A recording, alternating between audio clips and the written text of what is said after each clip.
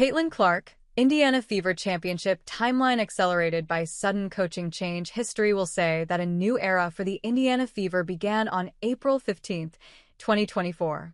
That, of course, was the night that the franchise, which had yearned for any semblance of recent success, drafted Caitlin Clark #1.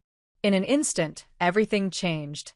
Another date, 6 months later, will now mark a nearly as significant moment.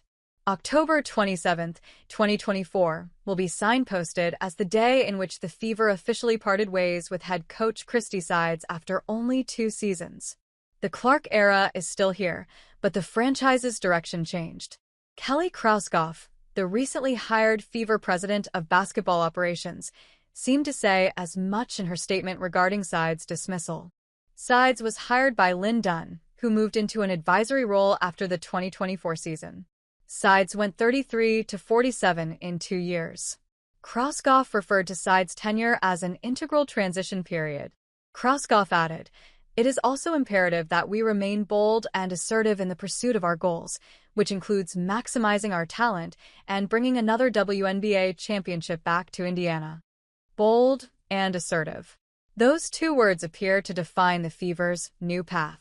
They're no longer transitioning. They are thinking big, even with Clark and 2023 #1 pick Aaliyah Boston leading the franchise. The goal for last season was to make the playoffs. Dunn was clear about her desires to snap a 7-year drought. Clearly now, after Clark's record-setting rookie season, expectations are much higher. The Fever are eyeing their first title since 2012. A transcendent star accelerates timelines. In the NBA, LeBron James' first head coach, Paul Silas, oversaw just the first season and a half of James' time in Cleveland. Michael Jordan's first coach, Kevin Lowry, was with MJ for only 1 year. In the WNBA, Candace Parker's first professional coach, Michael Cooper, lasted just 2 seasons with a star forward. Same with Diana Taurasi's first coach, Carrie Graf. Dunn drafted and coached Sue Bird during Bird's first season out of UConn. But by Bird's second year, and Donovan paced the Storm's sideline.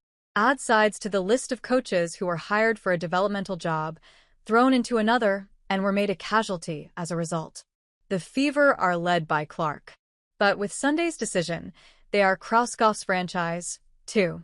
Krauskopf initially led the team from 2000 until 2018, when she left to become the Pacers' assistant general manager and the first woman in NBA history to hold an executive basketball management role.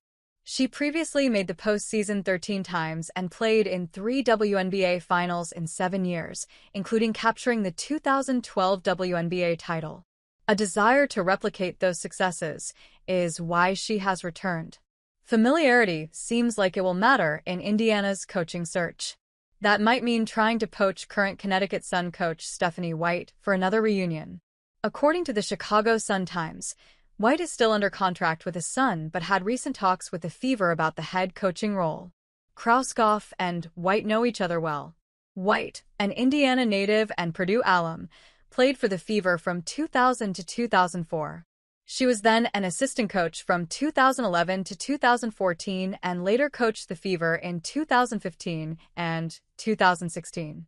Now widely regarded as one of the league's top coaches, she has experience and achieved recent success as she installed a new offense in Connecticut. She won Coach of the Year in 2023, led the Fever to the 2015 finals, and has drawn greatness out of stars such as Tamika Catchings and Alyssa Thomas. She would likely, in Krauskopf's words, maximize Indiana's talent, which is also expected to target veterans in free agency to pair with Clark and Boston. There were obvious needs for improvement under Sides. Defense and diversifying Clark shot efficiency are 2 of the growth areas for the next coach to tackle. But the Fever's decision to part with Sides seems less about the player-coach relationship and more about what Krauskopf thinks can happen with a player, Clark, leading the way. Sides and Clark regularly discuss strategy, as well as how Clark was handling pressure on and off the court.